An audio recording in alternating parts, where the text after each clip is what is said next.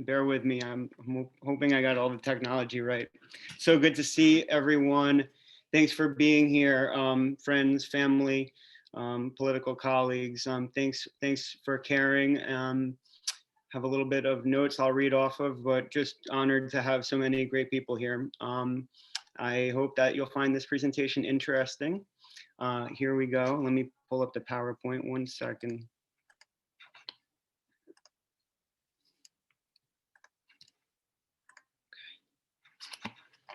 Oops. Okay. Did that work? All right. Okay, so who am I? I'm David. I'm David Kropkin. I'm from Brooklyn. I'm an advocate. I'm an attorney.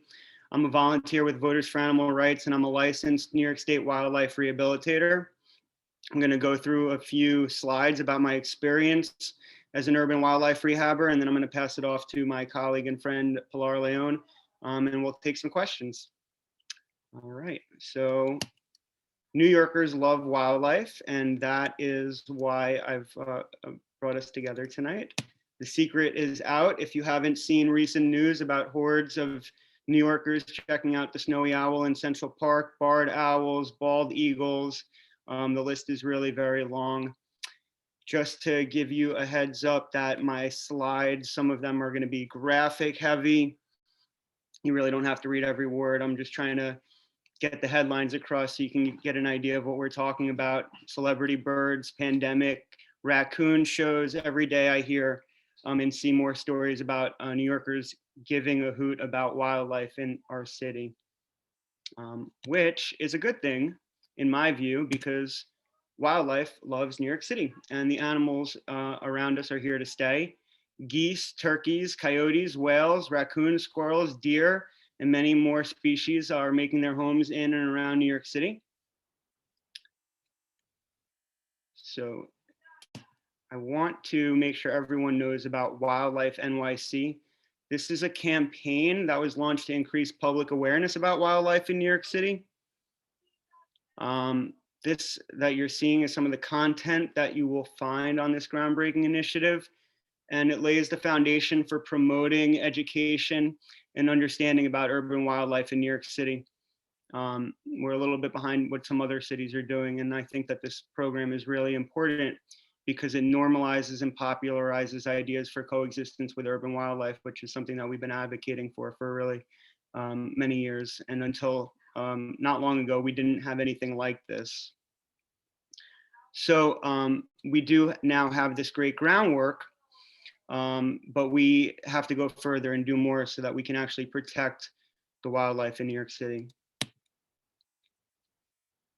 So now we get to tonight's main question.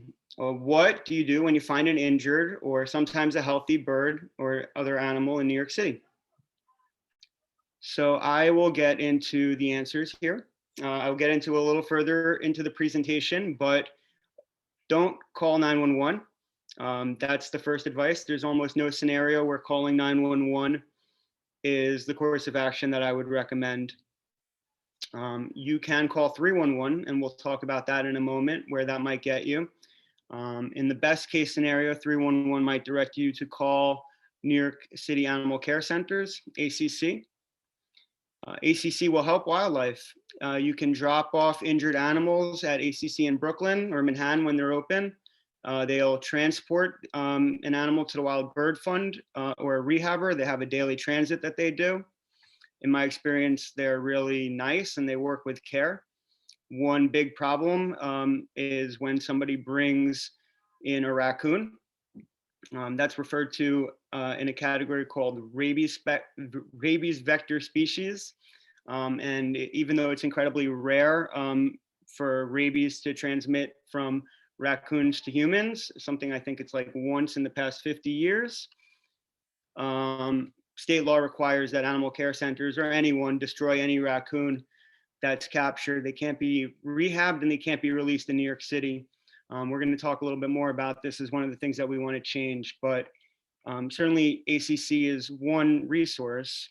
The Wild Bird Fund, which we'll also get into, is really your best bet if you can get there.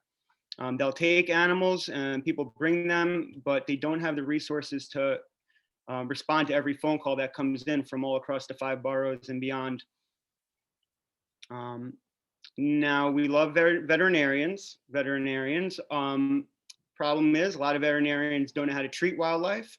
I've heard many stories about veterinarians giving not good advice, and obviously they can be expensive. And I get a lot of calls from people who have wildlife in their homes, raccoons, squirrels, birds, and in that situation, don't expect help from anyone really, other than possibly a pest removal company. There are some exceptions, but pest removal companies are in the business of making money. Coexistence with wildlife usually is not going to be their priority, and more often than not, they will kill the animal. And sometimes with like raccoons, they're required to kill the animal. Not all do that, but regardless, that's not really going to be a resource that most people can access when they have a wildlife issue. And before we get into the heart of it, as Pilar is going to talk about, don't keep wild animals. You are not the parent. So at this moment in time, what you should do is search for an independent wildlife rehabber if you can't get to the animal care centers or the Wild Bird Fund. Oops. Let me go to my next slide. Did it freeze? There we go. Okay, so give one of us a call. This is what my inbox looks like. Just a sample here. As a DEC licensed wildlife rehabilitator, my number is listed, and my phone is constantly ringing. Pretty much every day I get a call. Some days it's quiet, but some days it rings so much I can't keep up. And as Pilar is going to talk about, I'm not the only one. So there just aren't enough rehabbers in New York City. Like I said, a lot of times you hear call 311. Well, okay, this is what you'll get from 311, mostly good information, but a lot of words basically to tell you that you're on your own. So we have the Wild Bird Fund. The Wild Bird Fund is New York City's only brick and mortar wildlife rehab center, state and federally licensed nonprofit organization that rehabilitates thousands of animals injured in New York City and releases them back out to the wild of New York City. Wild Bird Fund rehabs thousands of animals every year, coordinates with rehabbers like myself, and again, will take any animal that can be brought to it, but does not have the capacity to go out and respond to wildlife emergencies. I could spend an hour talking about the Wild Bird Fund. There's others who can do it better, but your best bet if you have an injured animal is to get it to the Wild Bird Fund.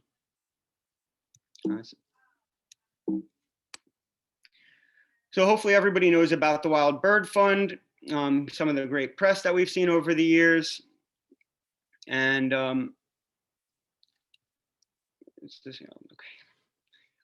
so what most people don't know are the folks like Pilar and myself, independent wildlife rehabbers. And not too surprising, because we don't get as much press. We don't get any support from the government. There's no private institution supporting us.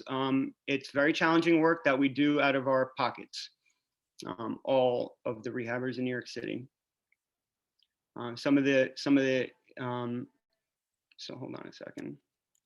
My thing not going. All right, so the reason that we're getting these calls, and I hear this a lot, when somebody finds an injured bird or a squirrel or whatever animal in New York City, they start Googling and trying to figure out what to do and who to call, and nothing good comes up. And eventually people find their way to this list of New York State independent wildlife rehabbers, and I get a phone call. I'm a licensed rehabber, which means I passed a written test. I'm not trained or skilled to take care of an animal. I don't have space in my apartment. And we'll get to this also, but even if I did, it would be against the Department of Health rules to keep wild animals in my apartment. I serve mostly as a bird taxi. I have a vehicle and some ability to rescue animals. And then I get them to somebody like Pilar, who you'll meet, and she actually knows how to care for these animals and rehabilitate them. There are not enough of us rehabbers and transporters. So rehabbers and also regular folks are rescuing birds and animals every day, and you probably never hear about it. I pulled together a few of the stories I could about independent rehabbers. Our friend Ariel, who rescued a swan recently in Jamaica Bay, made some waves in the news. I got my own 15 minutes of fame last year. I got a call to rescue an injured hawk outside the U.S. Attorney's Office in downtown Brooklyn, which I did. Got her to the Wild Bird Fund. Blair had lead poisoning. She was rehabbed and then released about 2 weeks later. The Daily News called me a legal eagle, so that was good. I don't know if this video is going to work. I think I'm having some trouble with this. Let's see. There's a video of me getting the hawk, which I was going to show, but you can just find it on the Gothamist website, just to give you an idea of what it is that we do. I'm not sure it's going to go.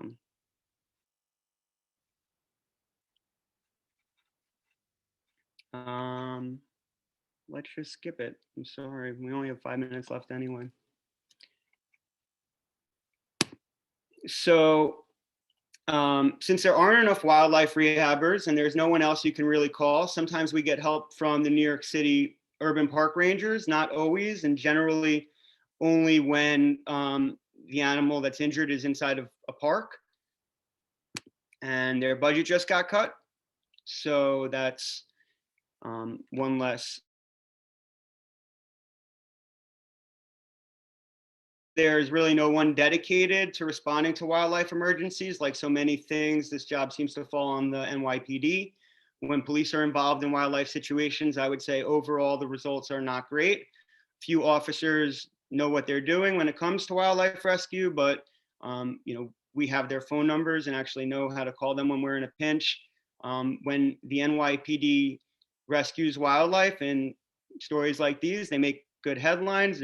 It's good for the NYPD's image, but the stories that I hear day after day that don't get reported on are about unresponsiveness.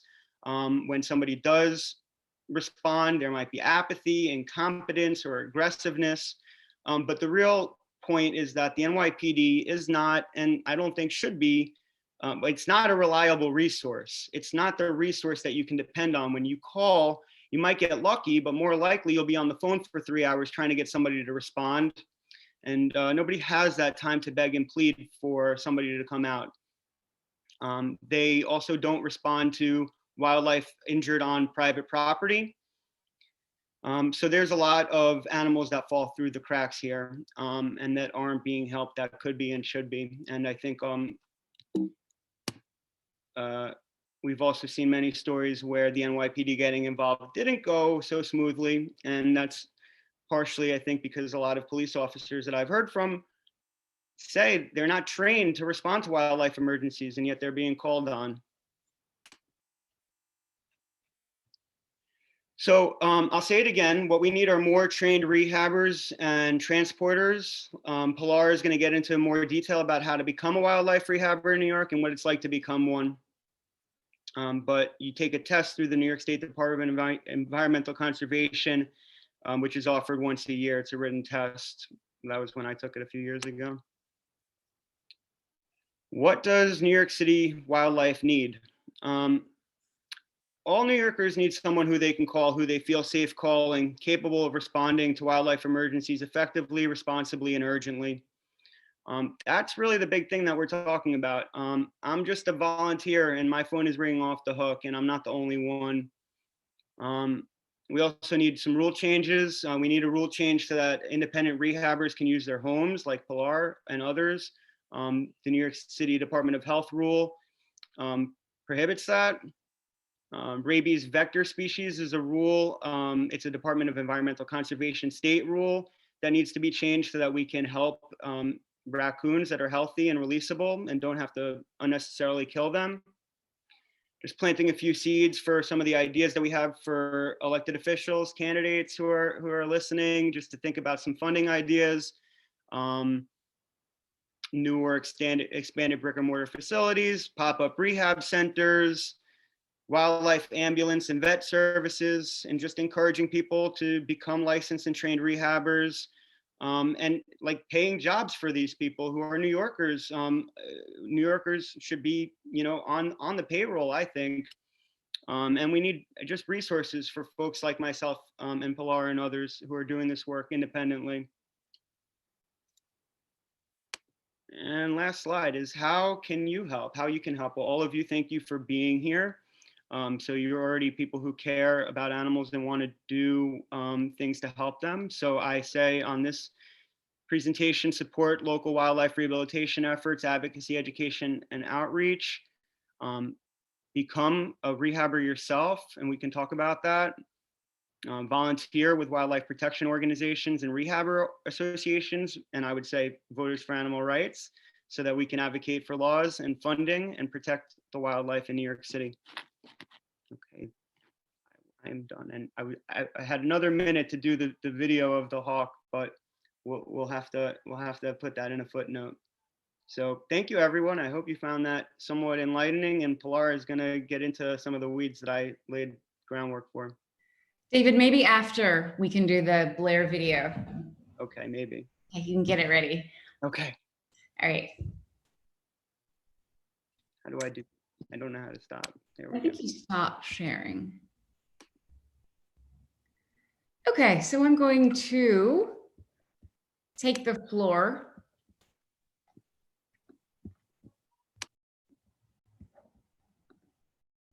Hi. Okay, David, thank you. That was great. So we have an understanding of wildlife in New York City from David's talk. And now I'm going to tell you a little bit about my own personal perspective of being an independent wildlife rehabilitator, things that I experience, how you can help us help wildlife, and some legislative issues that you can help us with as well that can help us help wildlife. So a little bit about me first. That's Chaco. He is a young black squirrel that I got sometime around September. He's just cutest thing in the world. I specialize in squirrels. I've been a wildlife rehabilitator for 2 years. And I started as a finder. I found an injured pigeon under a van in Brooklyn, and actually it disappeared when I went back for it. But that's how I heard about the Wild Bird Fund and how I got into wildlife rehabilitation. I focus on small mammals, and you're going to see throughout this presentation a lot of squirrel photos because I spend a lot of time with squirrels. I have worked and volunteered at the Wild Bird Fund for quite some time. And I just recently created a Brooklyn rehabilitation, kind of a platform where it's a contact service where you can contact us if you need help with wildlife. And so that's going to be pretty much me and David on the other end of that.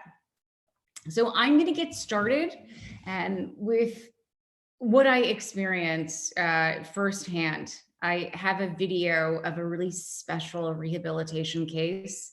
So I'm just going to start the video.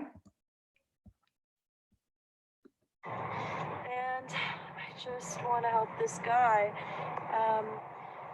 Please let me know what can be done. He's still alive, as you can see, eyes open. He's a little shaky.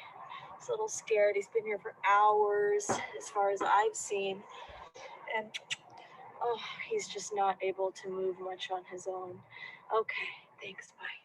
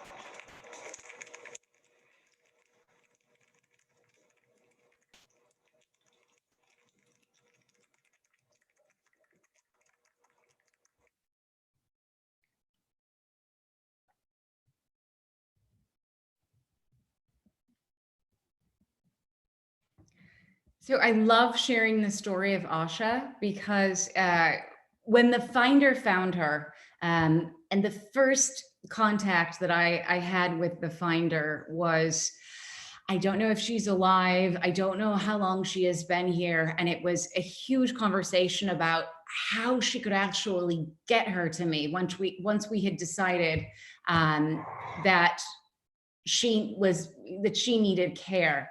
Uh, was just wildlife, how they can just bounce back. And several times, not several, many times, I have had people bring me an animal that looked like it was maybe deceased. And they are just so resilient. It is so hard to be a wild animal, and they never cease to amaze me. Just their healing powers, and they're just amazing. So I'm going to talk about the purpose of wildlife rehabilitation. I feel like this is kind of can be interpreted differently for different people. For me, it's less suffering.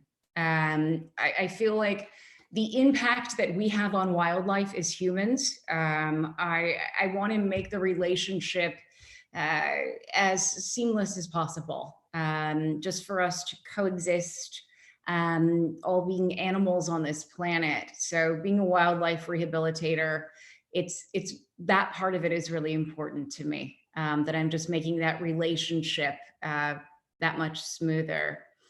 We also promote just awareness for urban wildlife. A lot of people, I mean, they see squirrels everywhere, but I get calls sometimes, there's a possum in my backyard.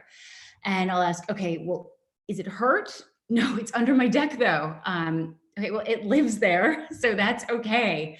I feel like a lot of people in New York City don't realize that we are surrounded by this vibrant wildlife that is awake and just existing at the same speed that we are. So part of it is making people more aware and hopefully conscious at the same time. The duties of a wildlife rehabilitator. I have to say that this has been, and again, I kind of fell into this as a finder and just, it was a hobby at first though, and now it's kind of taken over everything. It's been one of the most rewarding things, one of the hardest but most rewarding things I've ever done. The relationship that we have with the public. Whenever anyone finds an animal, it's probably the only time in their life that they have encountered wildlife in need, and that they have seen this animal that they see every day, but they're able to come up to it instead of it running away. It needs help. So usually the people are very excited. There's a lot of adrenaline. They're very attached to the animal. It's just a really wonderful way to deal with the public. So we're answering calls from the public, like what David said. A lot of the times too, we're kind of guiding people on how to stay safe when interacting with wildlife. So there's kind of a public safety element there as well. When generally we don't physically rescue. I know that David does. And I feel like he's one of the few.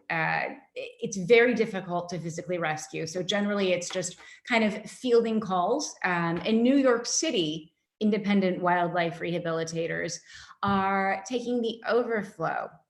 And by overflow, I mean neonates that need special care, special cases that need round-the-clock care, cases that clinics and the larger rehabilitation settings, which there really is only one, the Wild Bird Fund, they're not able to care for those animals.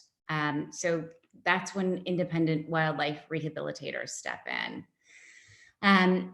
Another important duty of independent wildlife rehabbers is access for veterinary care to their patients that they're rehabbing. And then what David didn't mention, the release.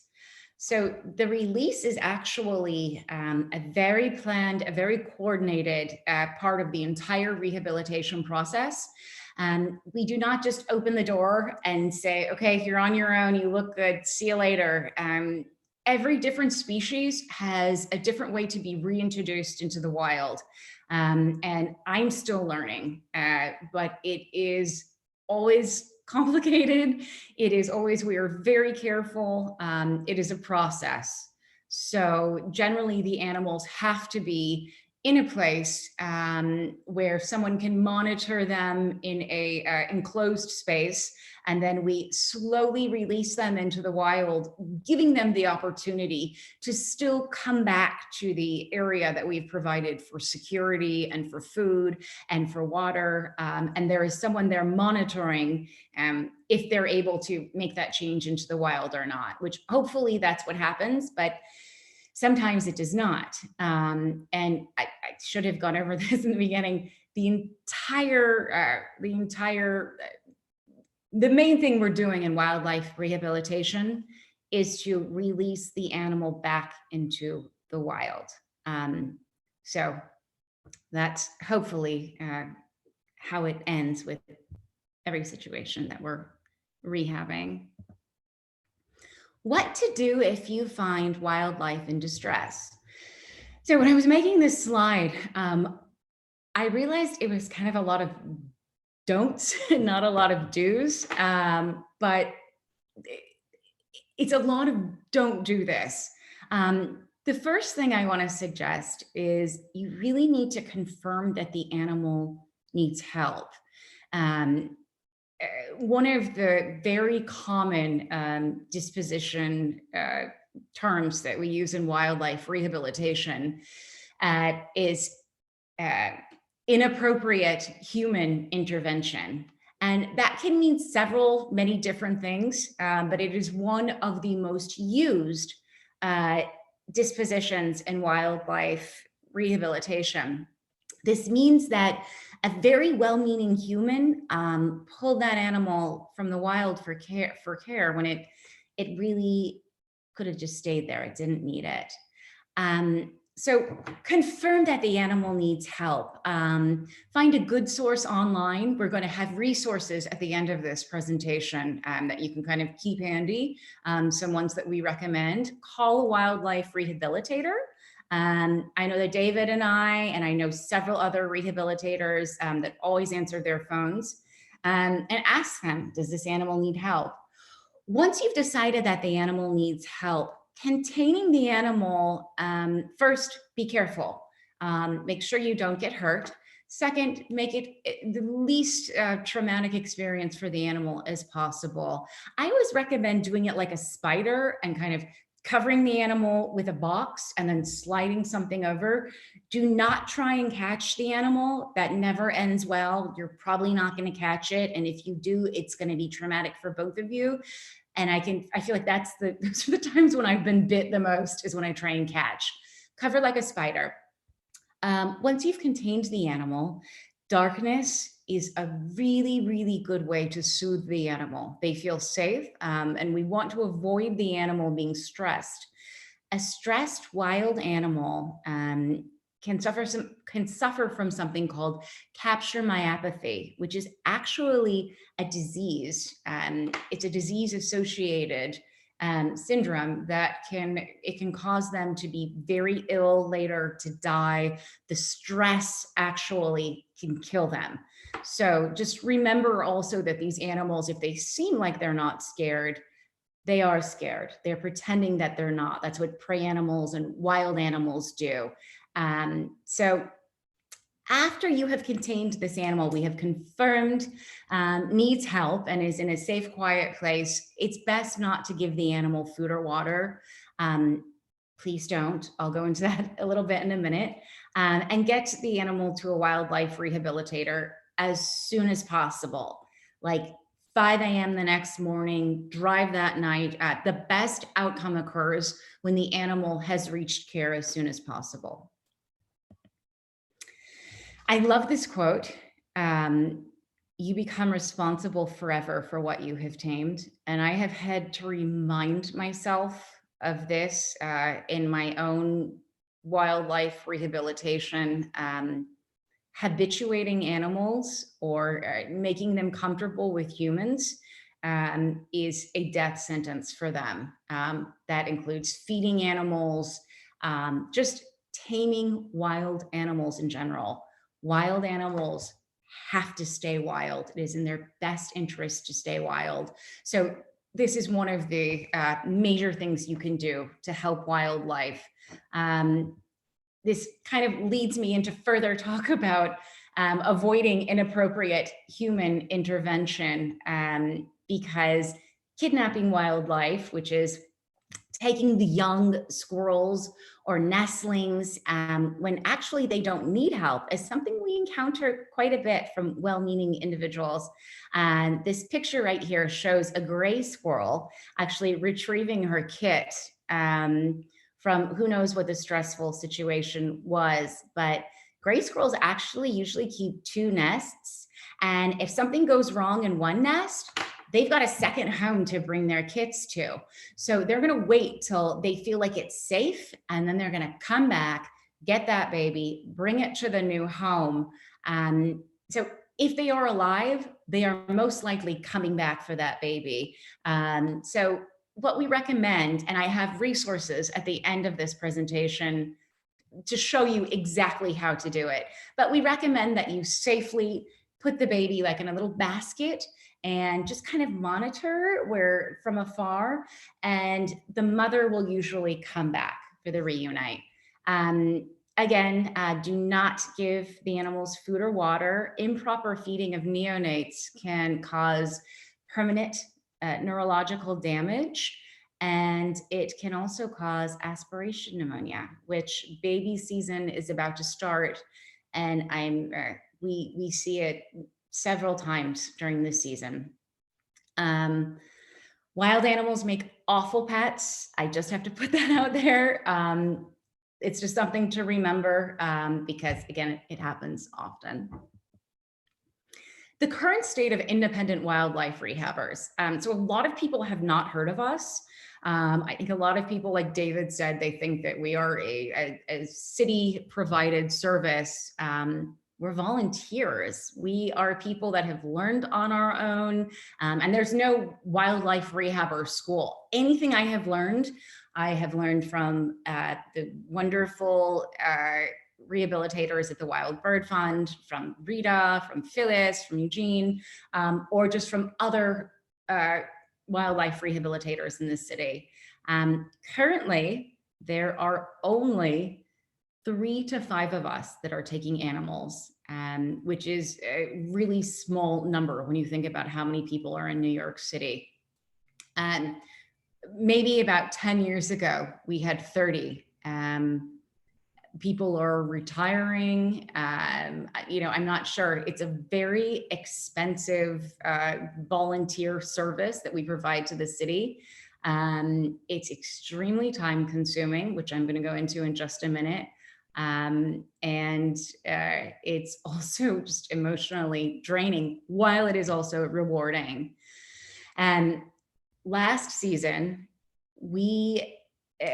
I can say, like, me and the other rehabbers that were constantly taking in animals, we had to make the choice whether to become completely overloaded or to turn away animals that come to our door. And when an animal comes to our door, a lot of the times it is injured, it is starved, it needs our immediate care. So I have a little math slide here. I found myself in this situation at least one time. And again, I'm somewhat of the rookie. I'm a slow feeder. So doing this math, just realized I'm a slow feeder. So the neonates get fed 5 times a day, 10 minutes per feeding. At one point, I had 30 neonates. I was not only not sleeping, I was not feeding them as much as I should. So coming up this baby season, we actually have 2 independent wildlife rehabbers that are going to need to take some time off. I'm about to have surgery. So it's basically going to be 2.5 people doing all the babies we did last season that we struggled to do. We did it, but it was difficult. The fine print. There was a rule change that David just brought up. It's one of the legislative issues. It's something that definitely all of the animal advocates out there can address. It's something that David has mentioned that VFAR is behind. It's changing this rule. And the rule is, you can see the main part of it is that independent wildlife rehabilitators must keep the animals somewhere that is not their home, in a different space. I mean, I think we can all kind of figure out how that would be difficult. So that's definitely going to be something to follow, definitely going to be an issue to support the changing of this rule. Consequences of this rule. It makes all of the activities of New York City independent wildlife rehabbers illegal. It puts them at the constant threat of being shut down. And it makes it unable for us to recruit new independent wildlife rehabbers. So it's kind of left us, without a lot of choices when we're recruiting. So that's Ralphie. We need your help. So as we continue to go into the habitats of wildlife, as global warming increases and baby season becomes longer, we have more of these babies that need us. We are really going to need more independent wildlife rehabbers and more support. It's these conflicts between people and wildlife. They're just going to get worse as the space for wildlife habitats decreases. So I'm going to end my presentation with some resources where you can find help for wildlife, and also just some information on how to be a wildlife rehabilitator. I think that Ali wanted to mention VFAR social media. Sure, just a couple notes. So one, just keep in mind, as Pilar and David talked about, that we can't rescue our way out of these problems. And 2021 gives us a unique opportunity, and it's a 1 in 10-year opportunity, and that the entire city council is going to be up for re-election. And we're going to be getting 35 of 51 new members of the city council. So one of the things that we're asking all of our candidates is for them, as part of their campaign platform, to support the work of independent rescuers and rehabbers, and to provide city funding for these efforts. So we're going to be putting out our list of candidates that VFAR has endorsed. Some of them we've already announced, and we're going to be announcing many more in the coming months. So definitely look out for our voter guide, and make sure you support our candidates. We actually have a number of candidates who are on the Zoom tonight. I think I see Anthony Beckford, I see Sean Abreu, I see Tamika Mapp, not sure who else I missed. Oh, it's your Deidre Levy. I see Alicia Labayan. These are all candidates running for city council this year who have pledged to support wildlife rescue efforts. That said, the deadline to change your party registration is tomorrow. In New York City, basically 48 of the 51 seats swing Democrat. I'm not saying that because I'm a Democrat. I'm not saying that because it's my opinion. That's just where the voter data lies. So if you want to make a difference in the upcoming elections, it's in your interest to vote in the upcoming primaries. In order to vote in the primary, you need to be registered with a political party, whether that's a Democrat or a Republican in New York City. So to do that, make sure that you are registered with a political party by tomorrow if you want to be able to vote in the primaries in June and vote good people into office who are going to make a difference for wild animals. Next thing you can do is become a member of Voters for Animal Rights. You can go to our website and sign up to become a card-carrying animal rights voter. And lastly, please follow us on our social media. We are on Facebook, Instagram, and Twitter under Voters for Animal Rights. And that's where we post most of the most up-to-date information on all of our work. So back to you, Pilar. Hi, so I guess we're going to do a Q&A. Correct, David? So I got the videos set up. So if folks, I've got some questions that have come in that I'm organizing, and if people want to send them directly to me, I'll help moderate it for the next couple of minutes. We have 10-15 minutes left. The video is only a minute or two. Sorry to everyone who had trouble in the beginning getting in. You can obviously watch the recording on Facebook if you're here now and missed the beginning, and we're sorry about that. And so start sending your questions on wildlife rehab, and let me share with you the video of Blair the Hawk.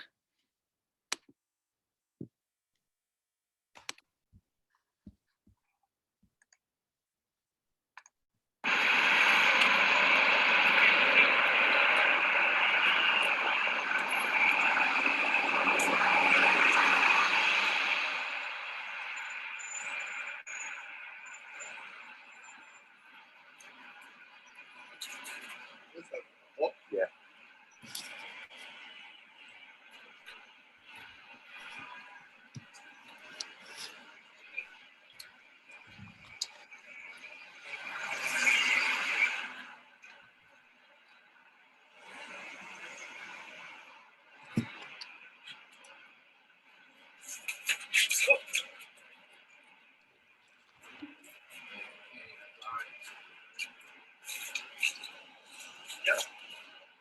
Tough boy. I could have done a little bit better with this. Hang on, bro.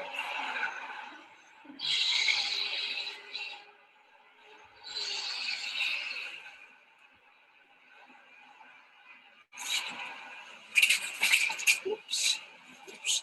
You got him. Yeah, baby.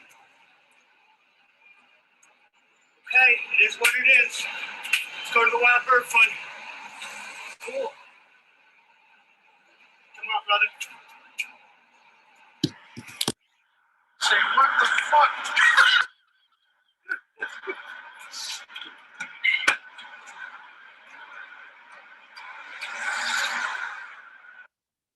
All right. So that was part one. And Blair made it to the Wild Bird Fund, spent some, I think, 2 weeks there and was rehabbed and brought back to care. And if you just want to see when Rita called me to bring me back down. And we will probably go to one or another of those trees. David, there's this, okay. There's the two flowers. We're going to hold them as far as after we position this. We're going to position it first. Stay to the side. Sorry. Thank you, I'm sorry. And we tilt it. He's going to adjust his position. Tilt it. And he's adjusting his position in the box. We're doing the Oh, good. Tilt it. And then you and I will together very slowly, and you stay out of the picture as best you can.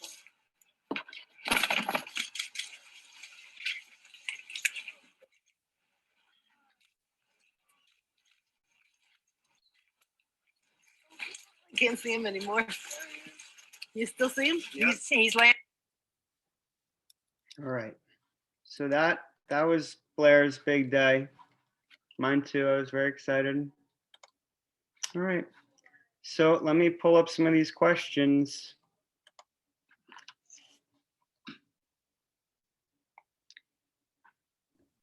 Okay, Pilar, I'm gonna throw a question to you. Sure.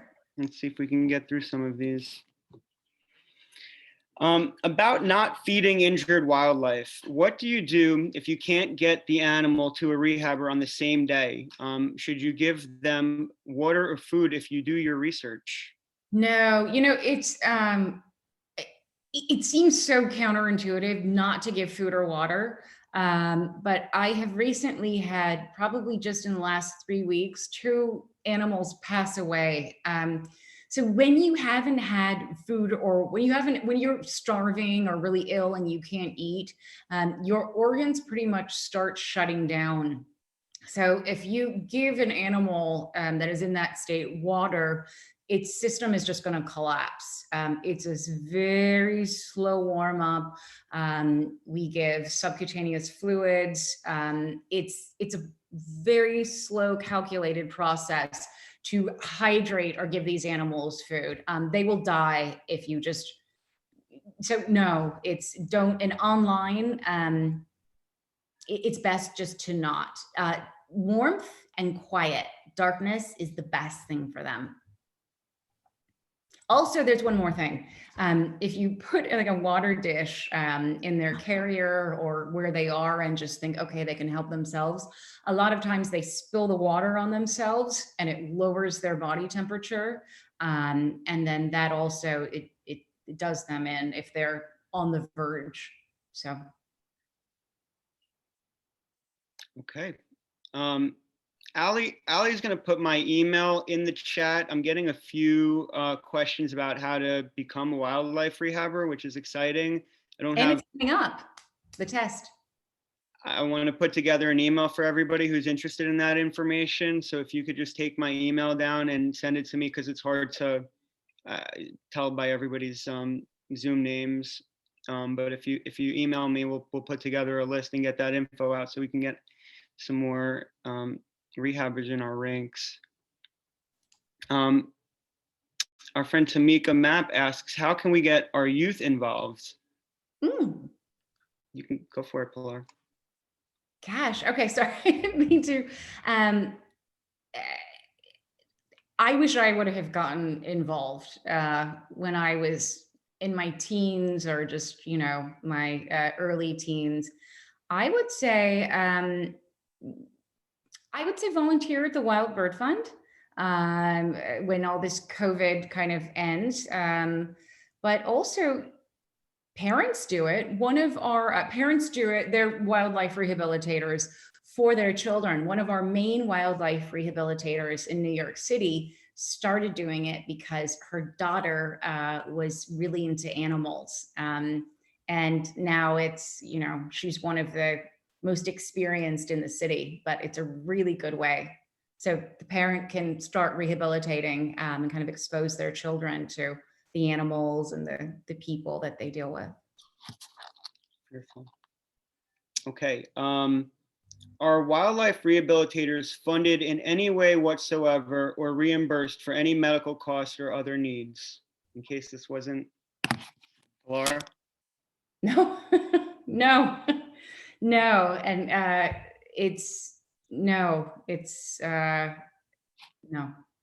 All right, here's going to be a tough question, and Pilar is very wise and will know how to answer this. What is the best way to handle a deer on Staten Island that has injured its leg? Wow. Okay, this was like a day of my life last week. So this is a really tricky situation because. Hold on. Because we know the deer population in Staten Island right now they're trying to manage it. The best way to help a deer, gosh, it's tricky. It's political. They say to call the NYPD, but we know that's not super effective. Was this a trick question, David? You can call me and I can, how we're doing it now is there are certain parts of the police force that they will help us with really injured deer. There really is no one to call right now. This was a trick question, David, wasn't it? There's no one to call. You're on mute. Unmute. I'm sorry, I thought I was getting Zoom bombed for a second, and it was really just the Vimeo going to the next video, and it was like a lot of noise. I wasn't sure what was happening. Yeah, it was a little bit of a trick question, wasn't it? Yeah, there's no one to call. Okay, here's another question. Okay, let me ask this question to myself because it's a really important question, and a lot of what we talked about today is wildlife rehab, but hi, David. This is another deer related, but not related to rehab, but I collaborate with folks in the city who are concerned about deer overgrazing in Staten Island.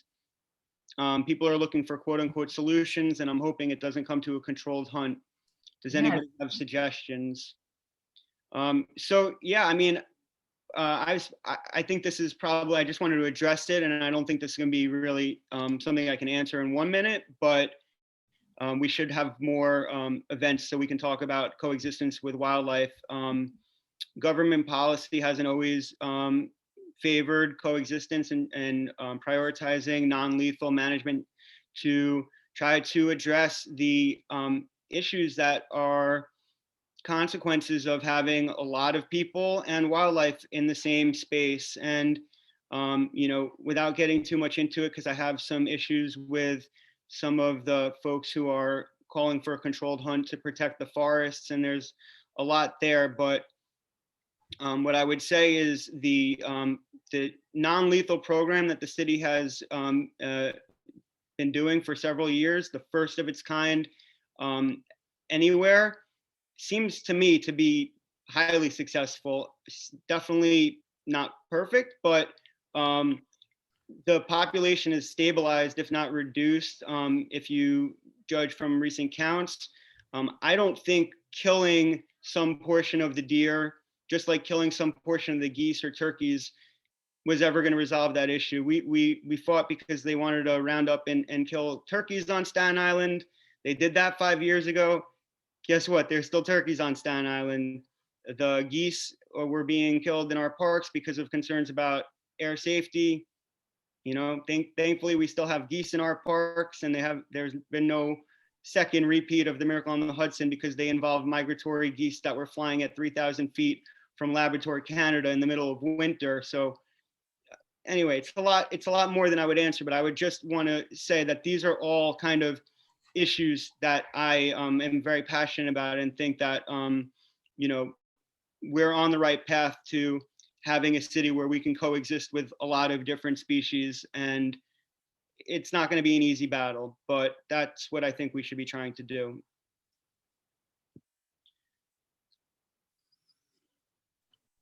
What are your phone numbers? Well, I'll give you my email address, and then you can email me. I'll give you my phone David, number. everyone has our phone number. Everyone has our phone Everyone number. has our phone number. I'm happy to give out my phone number.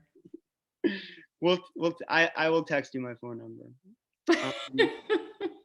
So David, would it, how about I'll read you guys the questions? Because I don't know if you're seeing all the questions that folks are asking. I'm not. So the next question is, what if you find an injured animal in Central Park? Would the Central Park Conservancy help at all? If not, why not? Do you want to? Probably not. I don't know of any stories. You know, I mean, again, it's a question of reliability. They're not sitting by the phone waiting for you to call about an injured animal. They may be able to help. They may not be able to help. I don't know specifically how responsive that office is. But you know, when you have an injured animal in Central Park, you know, you don't have an hour to start making phone calls and trying to find somebody who can help. You just don't. In that instance, honestly, if it were me, I would just go as soon as I could to the Wild Bird Fund. I would just grab that animal as quickly and safely as I could. Monica says there's maintenance workers, there's staff, there's a lot of park, as I said, the urban park rangers might be available. Again, there's a lot of possible help that you can get, but the point of what we're presenting tonight is that there is no one place that you can go and reliably, have somebody help you and know that when you make that phone call, you'll get what you're looking for. So yeah, I would say the best bet is to get that Birds of the Wild Bird Fund as soon as possible. Okay, next question is from Christina. What items should I keep in my car in case I see a wild animal that needs help? Okay, I do use my car in that way. Like there's stuff in my trunk. I have blanket, gloves, crate in my closet. Sometimes stays in my car for long periods of time. Box is always good. Extra gloves, extra blanket. Am I forgetting anything? Brown paper bag. It's great for birds. Just like a brown grocery store bag. You can just put them in, fold it over. Rosanna says a net. Hi, Rosanna. I don't actually have a net, but And nets are always useful. I would keep it in my car. Okay, next question is from Jamie. She says, I think it's important to let people know what their rights are when they're rescuing an animal. In Rockland County, at least, we are allowed to use the Good Samaritan law to rescue wild animals without being a licensed rehabber, as long as you are transporting them to a licensed rehab center or vet. Is it the same for New York City? I don't want people to think that they can't help without being licensed. I believe so, David. We used to operate under the 24-hour Good Samaritan rule. And if you could get the animal to somebody who had a license within that first 24 hours, no harm, no foul. I don't know that anybody's really A, enforcing, and B, if you're in a situation where somebody is enforcing you, I'm not sure that, having the rule book handy is going to get you out of trouble. Right? So I think you'd pretty much be okay. So, yeah. Okay. Marilyn asked, wasn't there a bill passed to start an Office of Animal Welfare? I can answer that one. Yes, there is. It's now city law that it's now codified into city law that there is a mayor's Office of Animal Welfare. Being that there has been a huge budget shortage, there's only one staffer right now. So that's one of the battles that we're going to need to fight this year and in the future, is trying to get more funding so that that office is fully staffed. And certainly there absolutely needs to be staff on board to help with wildlife. I mean, we'd love to see an actual call center in the city to take on a lot of this work. Okay, I'm just looking through other questions. Suzanne asks, David, are you still involved with Canada Geese, and what is the status of that? Okay, I'll answer it. I ran an organization that I founded called Goosewatch NYC for many, many years, which basically has been inactive since 2016. I started a clerkship and I was working for a judge for almost 3 years, so I didn't want to run a nonprofit organization at the same time, and nobody really picked up the work. So it's kind of transferred over my energy and some of the friends that we made doing that work. And as far as the geese are concerned, New York City has made some changes. The Port Authority was always the main advocate for using lethal management against Canada geese in New York City, and it was Mayor Bloomberg who basically funded them and gave them permission to enter New York City parks to do that. There's been a little bit more pushback, thankfully, from the de Blasio administration, not 100% stopping them from doing everything, but stopped funding USDA Wildlife Services, which is the agency that, the way it works is that when you want to remove wildlife, you've got to get state and federal permits, and then you've got to hire somebody to come in and actually kill the animals. And so that somebody is usually an agency called USDA Wildlife Services. And so they need two things to operate lethal management or non-lethal management, whichever they're hired to do, they'll do. They need money and they need permission to enter the land. In New York City, it's the parks and other places where there are geese. So the Port Authority is the main force pushing for killing not just geese, but lots and lots of birds around the airport so that lots of planes can come in and out without, running the risk of having to slow down traffic. Or, there's been a lot of discussion, and it's kind of slowed down recently, about how we can make airports wildlife friendly. There's a lot of people over the past few years, after seeing how many birds have been killed in the name of aviation safety, to try to move in a new direction there. But it's still happening in New York City, just a little bit more removed from the administration, and it's really the Port Authority, a real kind of juggernaut that we've just never been able to make any progress with. Okay, next question. This is from Anna. She says, what are some of the actions that elected officials have taken before that have been helpful? David? Yeah, that's a great question. I mean, I obviously I want to try to like acknowledge all of the great support we've gotten over the years that we're getting now for New Yorkers, candidates, elected officials that want to make these changes. I mean, one of the big things that comes to mind was the bird safe glass law that was passed last year by the city council and didn't even need the mayor's signature because it had an overwhelming vote in the New York City Council. It's a pretty impressive law. There's a major issue with migratory birds coming through New York and meeting their end because they fly into glass buildings that reflect sunlight, the blue skies and trees. And so we're talking about a lot of bird casualties that I think the law, which now requires certain type of bird safe glass to be used below a certain height, will save a lot of birds. And that's a really impactful bill that a lot of great organizations and advocates worked on. And I think because of the work on that bill, not only are a lot of birds going to be saved specifically from dying because of glass buildings, but it really helped thrust, just this whole conversation, not just as I started the presentation talking about how, it's cool that we have people who are, that think it's cool that we have wildlife. That's great. We have passion for the animals that surround us, but we have to, I think, remember that, it's not just rosy, right? There are tough situations.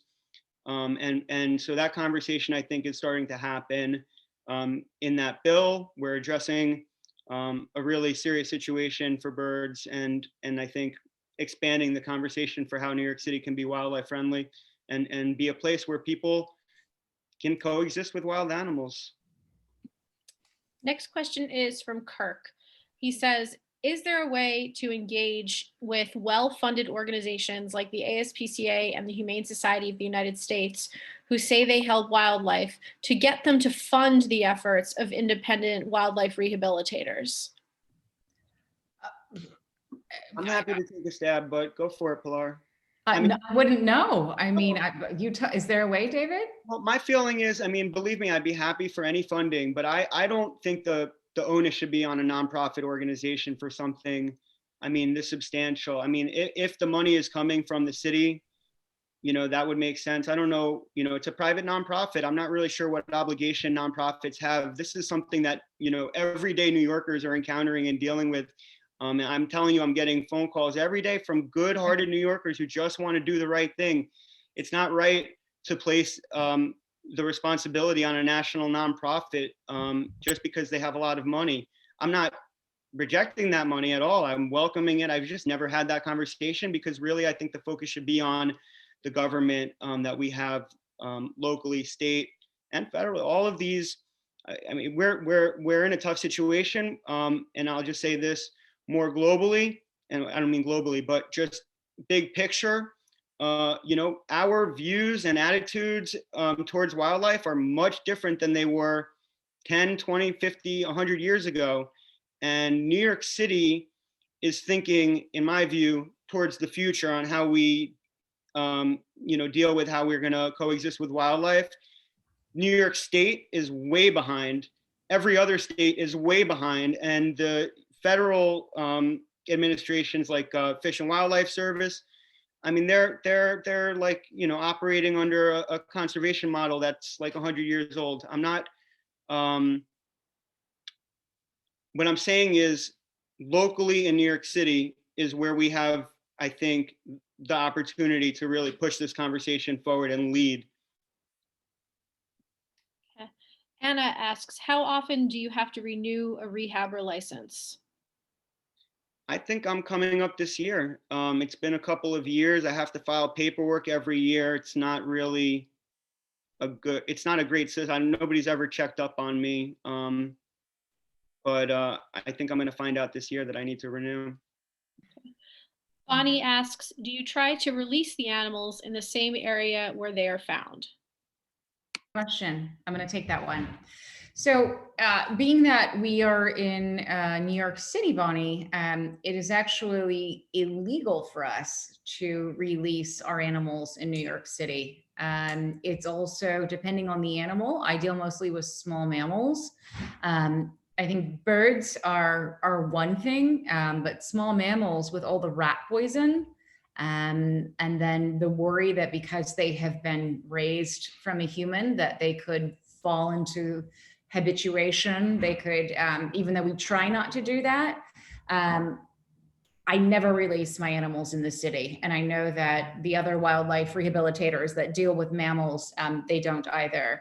We do a soft release outside of the city. So it's a slow release. We put them in a big cage, maybe like a dozen of them or so, near where they're going to be released in a space that we have deemed that we can release them there, because you also have to remember that animals are very territorial. So it's a place where they could, go out and make their life. And then someone is coming to bring them food every day while they're acclimating to the place. And then they open the door and hopefully they go like 2 or 3 weeks later. So, and we're releasing now, we have some wonderful partners upstate that are working with us that are really great. Okay, next question. This is from Karsten. Can you take animals to ACC and the Wild Bird Fund 24/7? And while we're discussing this, if you could just remind everybody where the Wild Bird Fund is located. David, do you want me to take that? So the Wild Bird Fund is, it's in our resources at the end of this present. It's in our resources. So I'll post that again in the notes. I'll give it to Allie. It's 565 Columbus Avenue. It's in the Upper West Side. And unfortunately, because of COVID, I think there's only one ACC open right now. But something that I have dealt with as a wildlife rehabilitator, and I'm not from New York City, is I tell people you can bring your baby squirrel to the ACC. They will bring it to one of their New Hope partners or to the Wild Bird Fund. And they say, oh, I'm not dealing with the ACC. My experience with them has been wonderful. They bring the animals, they're cozy, they're warm.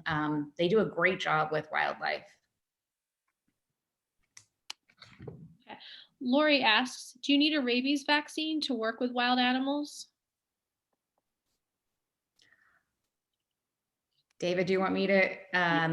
Well, so the animals we're not licensed to work with rabies vector species animals, but we do transport raccoons occasionally when we can help them go, when they can be rehabbed. But if you're a rabies vector species, yes, but I don't want to encourage the public to be handling animals that could possibly have rabies, but I would say the TNR people need rabies shots more than we do. It's very rare that these animals actually have rabies. So technically, yes, but no. Megan asks, how can I help with the costs you are all incurring on vet bills and food, etc.? Does the Wild Bird Fund give you any money to help out? If I was to donate to them, can I specify that they help you out with costs? That's such a, gosh, donate to the Wild, please donate to the Wild Bird Fund. It helps us all. And they give us incredible support. I don't think that any independent wildlife rehabilitators, so donating to the Wild Bird Fund directly helps us. So definitely do that. Rebecca asks, as voters, what can we do to put pressure on candidates running for elected office to help wildlife rehabilitators? this point, we've got candidates. We need help phone banking, knocking doors. We want to get candidates elected. We've got great candidates. We're so thrilled this year. We have so many great candidates. So come join Voters for Animal Rights and help us get those candidates elected. Karsten asks if you could just clarify the hours of operation of the Wild Bird Center and ACC. I'm sorry, Wild Bird Fund and ACC. Sorry, Ellie, what was the question again? The question was if you could just clarify whether or not the Wild Bird Fund is open 24 hours a day. Oh, no, they're not. So ACC is only, I believe only one location is open right now because of COVID. And the Wild Bird Fund is open from 8 to 6 p.m. every single day. They didn't close one day with COVID. So I just want not 24 hours. Go ahead, David. nothing. I just wanted to go back to the last question because I'm looking at Sean Abreu. Check his Twitter because he's tweeting about this. And I see Tamika Mapp, who's running for council also. So I just want to thank y'all. And, you know, we have a great opportunity here to work together. So thank you. David's referring to city council candidates. Are there any questions that I missed? There were quite a few to scroll through, so I apologize if I missed your question. There's just a lot popping up through the chat. Rebecca asks, how should I capture a bird without hurting them, but making sure they don't fly away? David, do you want, I mean, I can do that one. So I would say you want to cover them with something like a towel or a scarf, or again, it's the spider method. But it's going to be pretty hard to catch like a sparrow or a songbird that is kind of fluttering on the ground. I would say cover them with something and then put that in the box. Okay. Steph asks, what should we do to prepare to take the wildlife rehab exam? Class, book? Well, it's all online. So they have a study guide and a test guide and all of the information that you're going to need, and just be ready to use that information. So just don't, if you just go to the DEC website, Wildlife Rehabilitators, they have the practice exam and all the information, and it's all useful. I just found my flashcards from learning it. It's all useful. It's super interesting. So it's on the DEC website, and they tell you everything you need to know, but just be ready to use it. Okay. All right. If everyone just pause on the questions real quick, because as you post more, they all move up and then I can't read them all. So give me 1 second to look through them. Suzanne says, how do you know if you should rescue a bird on the ground? Well, I'm gonna, so if the bird is not, if the bird, when you approach it, number one, so if we're talking about a fledgling or a young bird, that's tricky. You're probably gonna need to get advice for it. And a lot of times if it's not, that can be tricky. But if the bird does not flee from you as it naturally should, it needs help. If you can catch it, it needs help generally. That's how you know. But if you don't know, call a rehabber, or tweet the Wild Bird Fund too. Their social media director is very, very responsive. But David, we'll put our phone numbers here, or you'll put your email, I'll put my phone number. And for everybody that's on today, we're going to send an email from Pilar and David after this, listing all of their phone numbers, their email, information on the Wild Bird Fund and ACNC, information on how to find a rehabber, how to get licensed. We'll put all of that in an email for everybody. So if you didn't catch it tonight in the chat, don't worry, you'll absolutely get an email covering all of that. Okay, there's more questions coming in, so we can stay as long as everybody would like. I'm going to try and cover all of them. Next question is from Jennifer. How do we know if rooftop birds and nests are safe? I view a commercial rooftop with seagull nests and I question if they are being disrupted or cleared by maintenance staff. That's illegal. They're not allowed to do that. So they're not allowed to move the nests of wildlife. If they're doing that, you should definitely, David, who should they let know? You're not allowed to move nests. I'm not even sure the answer. If they're doing that, they're not allowed to do that. DEC. Rosanna says to call the DEC in that instance. The DEC office, the DEC dispatch. Okay. We'll be sure to put that in our follow-up email as well. Bonnie asks, how do you know when a bird is a fledgling? I have been told by rehabbers that many of the birds on the ground are fledglings and should not be kidnapped because parents are feeding them. Mm-hmm. You just have to know from experience, from seeing what is a fledgling and what isn't a fledgling. Generally, a fledgling that is okay on its own, even though it's going to probably make you a little bit nervous. It's kind of jumping up and down like it's just about to fly. It does not have pin feathers. It has more like the fluff on it. It doesn't have that like super ducky beak that is like what the hatchlings and nestlings have. It has a beak that's a little bit more mature. But again, it's difficult. I still text Myra, who I think is on here right now, and ask her. I always get a second opinion. Next question is about cats. Pilar, do you do cats also? Wow, If not, I can cover cats.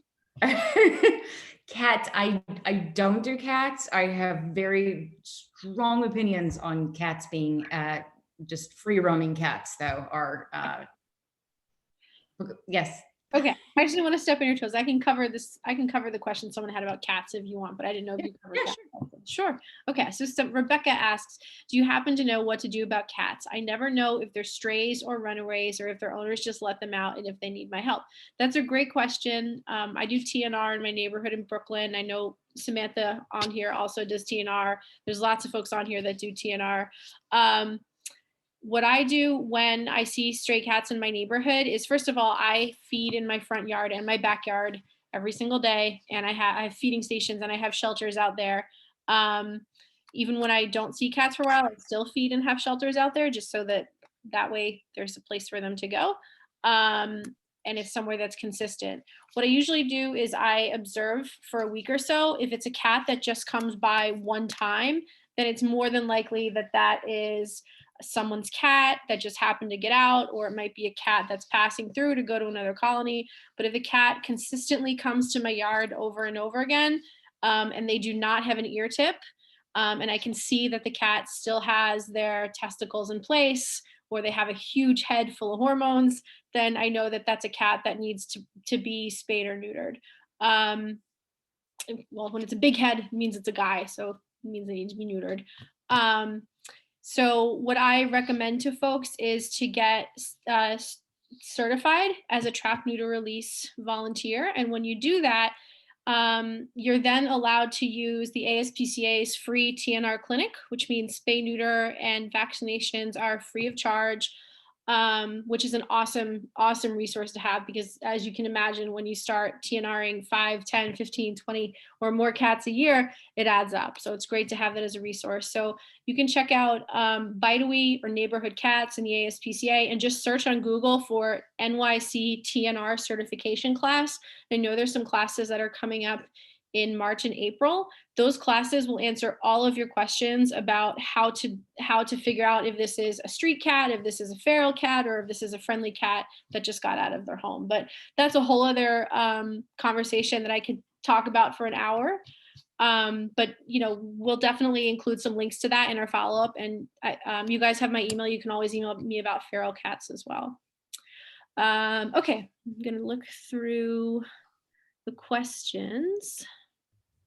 There's so many. Okay, from Rachel, can you please cover catching wild birds indoors, such as when they're trapped in a store?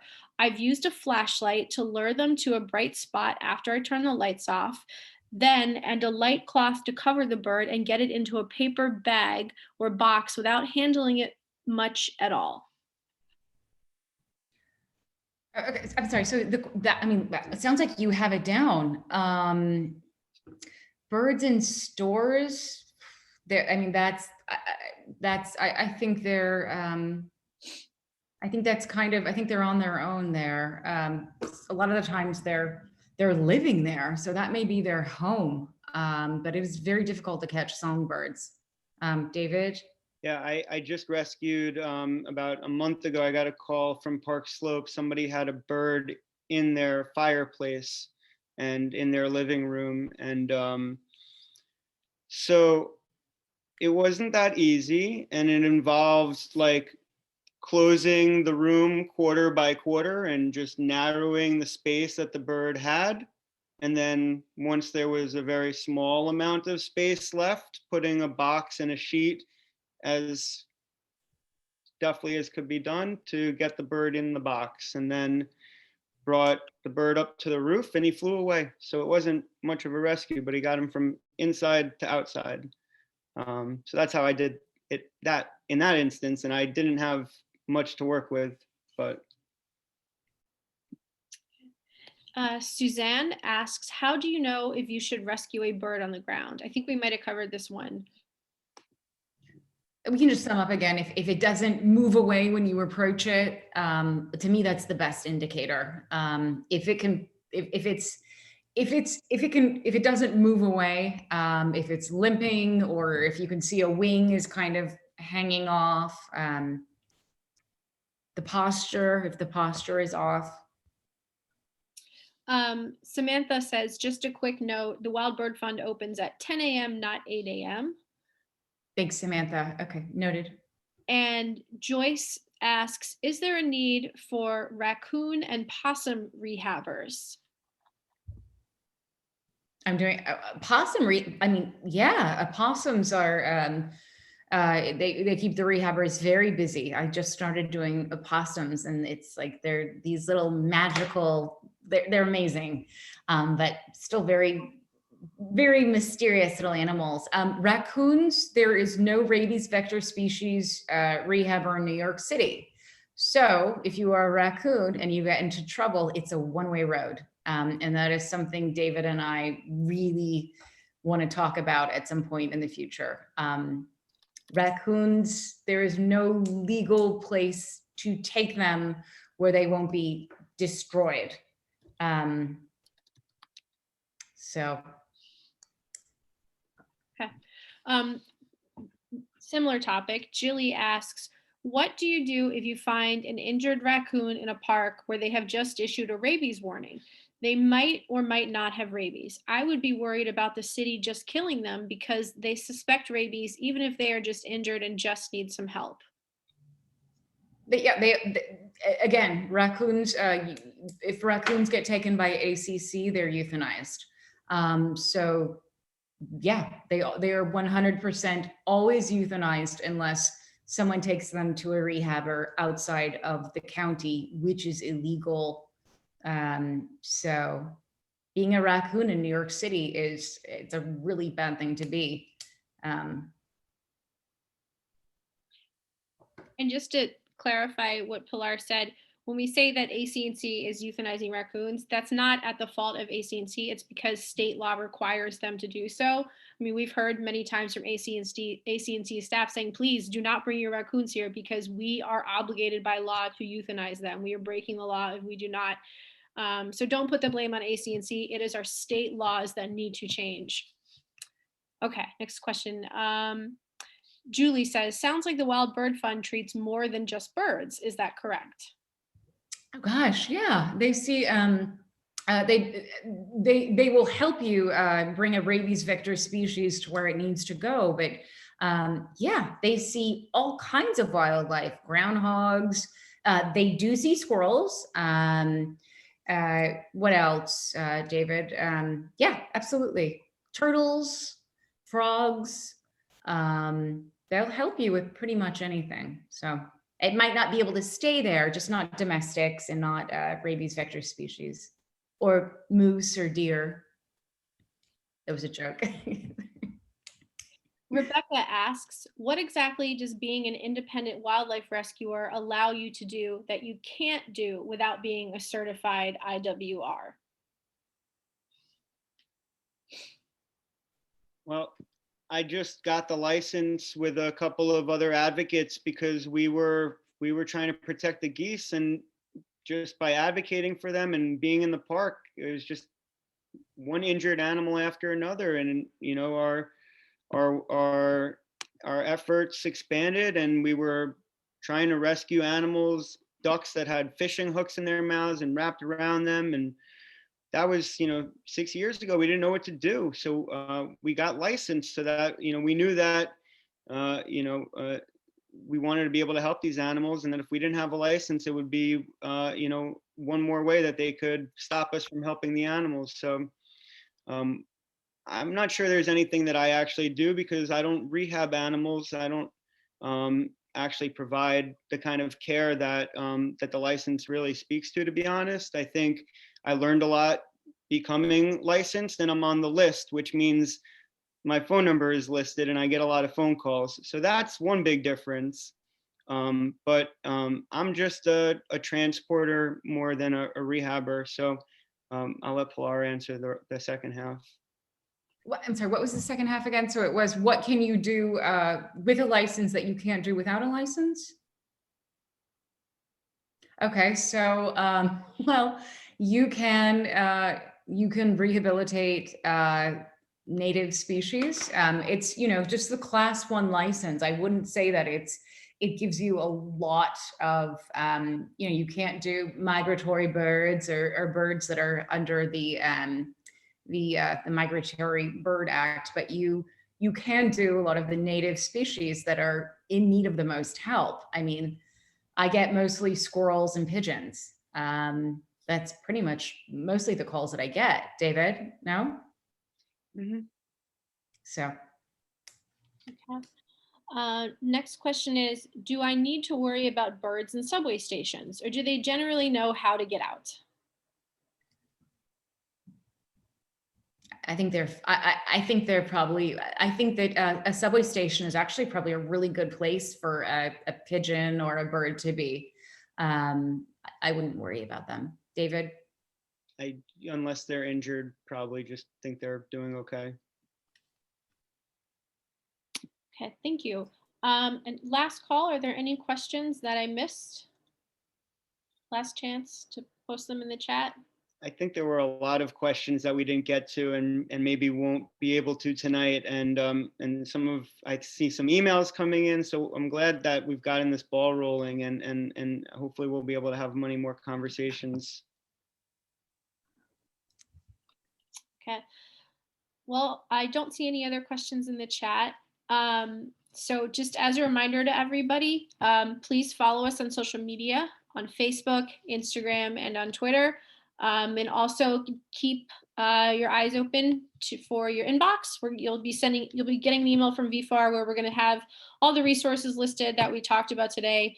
And additionally, we hope to do many more webinars like this. So if there are any particular topics that you'd like us to cover in the future, whether it's feral cats or maybe to do a part 2 on wildlife rehab, feel free to send us an email and share your ideas with us. All right. Have a very good night, everybody. Thank you for joining us. Thanks, everyone.